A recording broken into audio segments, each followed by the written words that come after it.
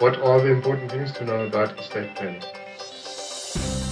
Hi, my name is Cunningham and I would like to discuss the importance of estate planning. My clients always ask me, what is estate planning? I don't have enough assets. Why do I need an estate plan? And my answer to them is always, well, who's going to decide who gets what when you die?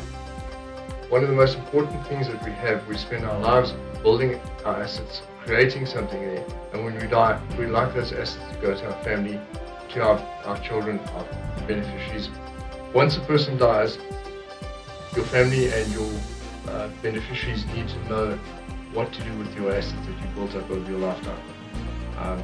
You need to be able to have some sort of instruction, something, your wishes made known to your family so that they can distribute those assets. The executor of the will knows who gets what of your estate once you've passed away.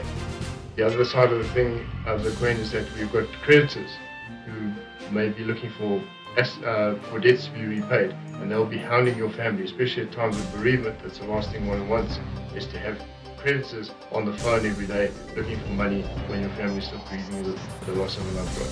There are essentially three basic steps that one has to have in your estate plan. First thing is to have a valid will. One has to make sure that will is valid, it's been signed, witnessed by independent people, and that it's clear and concise and told the executor exactly what has to be done with your assets. Winding up an estate becomes a very complicated process, especially when things that, if you're no longer there, who's going to ask you, or who's able to ask you, what do we do with this asset if you're not there to tell them, if you haven't actually specified what happens with those assets.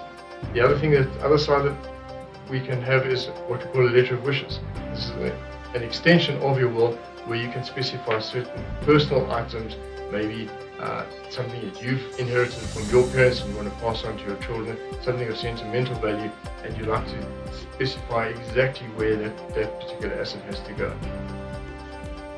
We need to look at and say, is there enough money in your estate, liquidity, to pay off any debts? If you've run up huge debts while you've been alive, have you got enough insurance in place? Have you got enough assets that can be sold? Can those assets be sold easily and at the right market price to provide enough liquidity to settle any debts? And then finally, the last thing that we need to do is we need to minimize those expenses that we have in your estate. There are basically two major expenses that one would have to look at when one winds up an estate. The first one is estate duty. If your value of your estate is above a certain level, then the receiver is going to want an estate duty to be paid on those assets. The second one is a capital gains tax. Often when assets are sold, you trigger a capital gains tax liability, and then capital gains tax has to be sold. It's therefore very important to make sure that you have enough liquidity in your estate or life policies in place, that sort of thing that can be realized and can provide cash to the executor of your estate so you can pay those expenses, especially the taxes that have to be paid. And therefore it's very important to sit with your financial planner who can look at your entire assets and liabilities, at your whole balance sheet. What are your commitments? What do you have to pay? What have you got available to you?